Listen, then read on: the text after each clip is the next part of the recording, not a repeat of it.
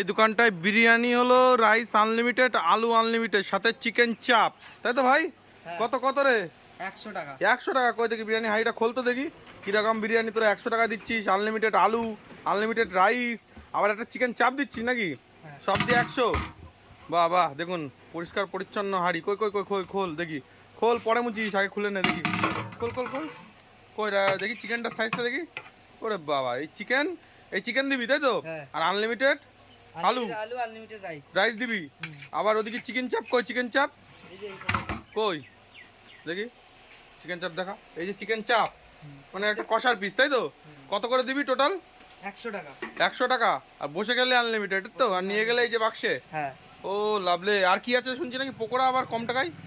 পকোড়া নাকি কি cutlet? Chicken কই? কাটলেট আছে এখানে কত করে? 20 টাকা। 20 টাকা। আর আর চিকেন উইংস আছে। আচ্ছা উইংস আছে আবার? চিকেন উইংস 20 টাকা আর চিকেন ফিঙ্গার 10 টাকা। 10 টাকা। বাহ। আর ঠিকানাটা বলে দে ভাই। বিভূতিভূষণ হল্ট। বিভূতিভূষণ হল যে স্টেশন, তাই তো? স্টেশন। স্টেশনের মেন রোডে ওঠার দিকে যেতেই বাস সাইড। আচ্ছা, এই যে স্টেশনের আগে যে গেট পড়ছে, একদম সামনেই দোকান। আর বসের দোকানটা দেখালাম, একদম লাভলি। আনলিমিটেড রাইস, আনলিমিটেড আলু, মাত্র 100 টাকা। আবার চিকেন চাপ, তাই তো? হ্যাঁ। চলো